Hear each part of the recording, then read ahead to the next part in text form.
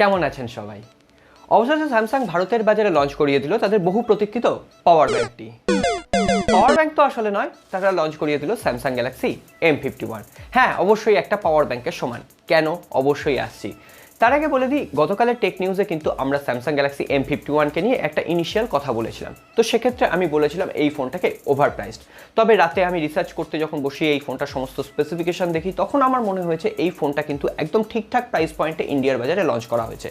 এবং সত্যি কথা বলতে কি, স্যামসাংয়ের সব থেকে পাওয়ারফুল ডিভাইস এই প্রাইস রেঞ্জে এখনও পর্যন্ত এটি। তো সেদিক থেকে কিছু পেতে গেলে কিছু কম্প্রোমাইজ অবশ্যই করতে হয়। আজকে এই ফোনটি কেন কেনা উচিত নয়, কাদের কেনা উচিত, বাংলাদেশের বন্ধুরা কবে হাতে পাবেন, কোন প্রাইস পয়েন্টে হাতে পাবেন, সমস্ত ডাউট ক্লিয়ার করে দেবো।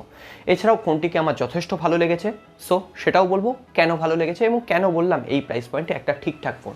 তাহলে চলুন আর দেরি না করে আজকের এপিসোড শুরু করি। ভিডিওটা যদি ভালো লেগে থাকে অবশ্যই লাইক করবেন, কমেন্ট করবেন, বন্ধুদের সাথে শেয়ার করবেন। আর নতুন বন্ধু হলে সাবস্ক্রাইব আর বেল আইকনটা অবশ্যই প্রেস করে রাখবেন, যাতে নেক্সট কোনো এপিসোড আপনার মিস না হয়ে যায়। আসুন আজকের ভিডিও শুরু করি।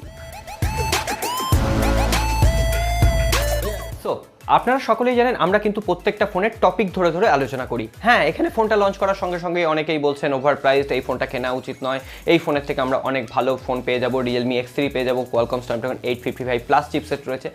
তো দাঁড়ান, আজকে ভিডিওটি সম্পূর্ণ দেখুন, তারপরে ডিসিশন নিন। প্রথমেই যদি আমরা ডিসপ্লে কথা বলি, তাহলে এখানে থাকছে 6.67 ইঞ্চি full HD plus full view super AMOLED display. আর স্যামসাংয়ের এই অ্যামোলেড ডিসপ্লের কোয়ালিটি আপনি যে কোনো কোম্পানির যে কোনো ডিসপ্লের সাথে মিলিয়ে মিশিয়ে ফেলবেন না, কারণ এটা একটা আলাদা অনুভূতি দেয়। যারা ইউজ করেছেন, যারা সামনে থেকে এটার ডিসপ্লেতে চোখ রেখেছেন, তারাই কিন্তু এর অনুভূতি বুঝতে পারবে।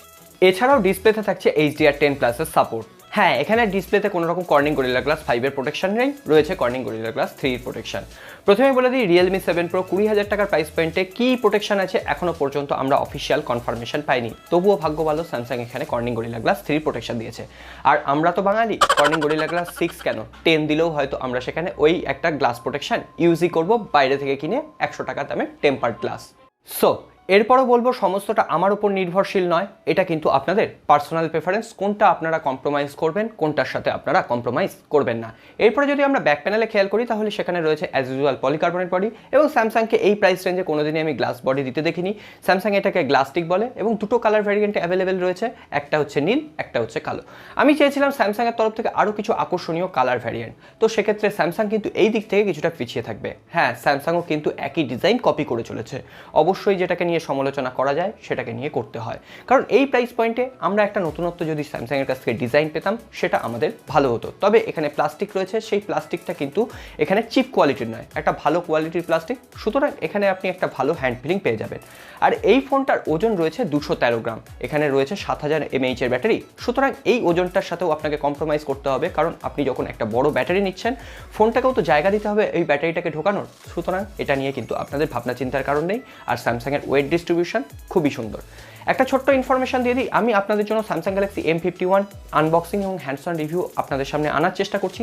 বুঝতেই পারছেন, ছোট চ্যানেল, বাজেটের একটা ঘাটতি থেকে যায়, তো আমি কথা দিতে পারছি না, চেষ্টা করছি। এরপরে আমরা কথা বলবো এই ফোনটার পারফরমেন্স নিয়ে। এখানে কিন্তু স্যামসাং একদম ওভারস্টেপ করে ছক্কা, মানে বাপি বাড়ি যায়। এখানে স্যামসাং ইউজ করেছে Qualcomm Snapdragon 730G চিপসেট। হ্যাঁ, অবশ্যই পাওয়ারফুল চিপসেট এবং 20,000 টাকার প্রাইস পয়েন্টে একটা ভালো চিপসেট বলবো, কিন্তু এখানে আমরা 5,000 টাকা কেন এক্সট্রা পে করছি? এখানে দিচ্ছে UFS 2.1 storage type, DDR4X RAM। হ্যাঁ, এটাও অন্যান্য কোম্পানি প্রোভাইড করে 20,000 টাকার প্রাইস রেঞ্জে। আপনি ভালো করে বলতে গেলে 17,000 থেকে 20,000 টাকার প্রাইস পয়েন্টে আপনি Qualcomm Snapdragon 730G চিপসেট পান। কিন্তু এখানে আপনি যেটা পাবেন এক্সট্রা, সেটা হচ্ছে স্যামসাং One UI 2.0 কাস্টমাইজেশন, একটা সফটওয়্যার অপটিমাইজেশন, যেটা কিন্তু আপনাকে না দিতে পারবে Realme, না দিতে পারবে Xiaomi, না দিতে পারবে পোকো। এখানে যে স্যামসাংয়ের One UI এর কাস্টমাইজেশন, সেটা আমি নিজস্ব একদম প্রাইমারি লেভেলের যে ডিভাইসটা রয়েছে সেটাতে সারাদিন ইউজ করি, অবশ্যই আলাদা একটা এক্সপিরিয়েন্স দেয়। ইউজার ইন্টারফেস, একটা ক্লিন ইউজার ইন্টারফেস, যেটা আপনি ফোনটা যখন সারাদিন ইউজ করবেন, সেই ইউজার ইন্টারফেসের ওপরেই কিন্তু আপনারা ফোনটা রান করাবেন। তো সেক্ষেত্রে ইউজার ইন্টারফেস যদি আপনার পছন্দ না হয়, ফোনটা ইউজ করে কিন্তু আপনি মজা পাবেন না। আর এই প্রাইস রেঞ্জে একমাত্র এই স্মুথ ইউজার ইন্টারফেস আপনাকে দিতে পারবে OxygenOS, অর্থাৎ OnePlus Nord। OnePlus Nordই কিন্তু এই ফোনটার সবচেয়ে বড় কম্পিটিটর হতে পারে। হ্যাঁ, শুধুমাত্র OnePlus Nord, এখানে না Realme X3, না এখানে Redmi K20 Pro, কারণ সেখানে ওই যে অপটিমাইজেশনটা আছে সেটা নেই।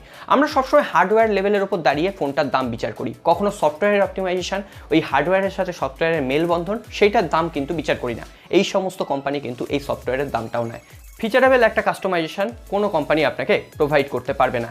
এর সাথে সাথে বলবো পাবজি অলরেডি ব্যান হয়ে গেছে, আপনারা এতে পাবজি খেলতে পারবেন না। তারপরেও যদিও পাবজি খেলা যাচ্ছে, তো আমি রেকমেন্ড করবো না, যেহেতু ভারতবর্ষের সরকার ব্যান করে দিয়েছে। তো আপনারা কল অফ ডিউটি থেকে আরম্ভ করে ফ্রি অফ ফায়ার সমস্ত গেম হায়ার সেটিংসে অনবদ্যভাবে খেলতে পারবেন, সেক্ষেত্রে কোনো রকম অসুবিধা হয়। ডেলি লাইফে যে অ্যাপ্লিকেশনগুলো ইউজ করেন সেগুলো স্মুথলি হ্যান্ডেল করতে পারবেন। সব থেকে বড় কথা, এখানে বাগস কম আছে। এরপরে যদি আমরা ক্যামেরা সেকশন নিয়ে কথা বলি, তাহলে এখানে ইউজ করা হয়েছে 64 মেগাপিক্সেলের সনি IMX682 সেন্সার। হ্যাঁ, স্যামসাং এবার নিজস্ব ঘরানা থেকে বেরিয়ে আপনাকে সনির সেন্সার দিচ্ছে, অবশ্যই ভালো পারফর্ম করছে। আমার তো মনে হয় Realme 7 Pro থেকে ভালো পারফর্ম করবে। ফোনটা হাতে পাই তারপরে দেখে বলবো।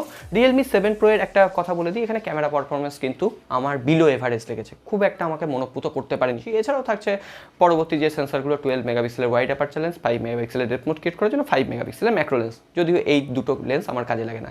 আর থাকছে 32 মেগাপিক্সেলের একটি সেলফি ক্যামেরা। আশা করছি সেটাও Realme 7 Pro এর মতো অবস্থা হবে না, আটা ময়দা মাখিয়ে দেওয়ার মতো। আমি নিজের মুখকে নিজে চিনতে পারছি না Realme 7 Pro এ। আমি অলরেডি একটা কমিউনিটি ট্যাবে পোস্ট করে সেলফি ক্যামেরা দেখিয়েছিলাম, অনেকেই বুঝতে পেরে গেছেন, যারা বুঝতে পারেননি তাদের জন্য ক্লিয়ার করে দেখিয়ে দেবো। হ্যাঁ, এরপরে আছে সেন্সারের কথায়। এখানে সমস্ত সেন্সার স্যামসাং আপনাকে দিয়েছে। হ্যাঁ, অনেকেই বলছেন এখানে ইন ডিসপ্লে ফিঙ্গারপ্রিন্ট সেন্সার নেই অ্যামোলেড ডিসপ্লে থাকার পরও। হ্যাঁ, এটা অনেক ক্ষেত্রে প্রবলেম দেখা যায়। অনেকেই আছেন যারা ইন ডিসপ্লে ফিঙ্গারপ্রিন্ট সেন্সার পছন্দ করেন, কিন্তু আবার অনেকেই আছেন যারা সাইড প্যানেলে ফিঙ্গারপ্রিন্ট সেন্সার পছন্দ করেন। আমি পার্সোনালি স্যামসাংয়ের চাই যে সাইড প্যানেলে ফিঙ্গারপ্রিন্ট সেন্সার দিই, কারণ স্যামসাংয়ের ইন ডিসপ্লে ফিঙ্গারপ্রিন্ট সেন্সার যতই ভালো ফোন হোক কিছুটা স্লো হয় অন্যান্য এই চাইনিজ কোম্পানি ব্র্যান্ডেরগুলোর তুলনায়। চাইনিজ কোম্পানি, এটা কিন্তু স্যামসাং দক্ষিণ কোরিয়ার কোম্পানি, ইন্ডিয়ার কোম্পানি নয়। যাই হোক, এখন যেহেতু চায়নার একটা সেন্টিমেন্ট কাজ করছে, এই সমস্ত মানতে গেলে কিছুটা কম্প্রোমাইজ করতে হবে, কিছুটা দাম আপনাকে বেশি দিতে হবে। তো সেক্ষেত্রে আপনি এখানে সাইড প্যানেল ফিঙ্গারপ্রিন্ট সেন্সার পেয়ে যাচ্ছেন, এবং অন্যান্য যে কোনো ফোনের তুলনায় এর যে সাইড প্যানেলের ফিঙ্গারপ্রিন্ট সেন্সার খুবই ভালো কাজ করছে, ফেস আনলকও ভালোই কাজ করছে। এর সাথে সাথে একটা ম্যাসিভ 7000 mAh ব্যাটারি দিচ্ছে, যেটা আপনি যদি একজন হার্ডি ইউজার হন তাহলেও একদিনের ব্যাটারি ব্যাকআপ দিয়ে দেবে, যদি নর্মাল ইউজার হন 2 দিনের ব্যাটারি ব্যাকআপ দিয়ে দেবে। এর সাথে সাথে স্যামসাংয়ের আরও একটা জিনিস আমার ভালো লেগেছে, এরা যে ডাটা কেবলটা দিয়েছে তার দুদিকেই রয়েছে USB Type-C পোর্ট।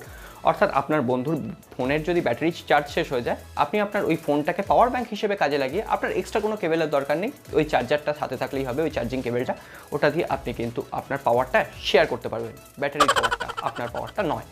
সো এটাও কিন্তু একটা ভালো ফিচার্স, এবং আমার মনে পড়ছে না এই ধরনের ইমপ্লিমেন্টেশন আজ পর্যন্ত স্যামসাং ছাড়া অন্য কোনো ফোনে আমি পেয়েছি এই বাজেটে। এরপর আসি এই ফোনটার দাম।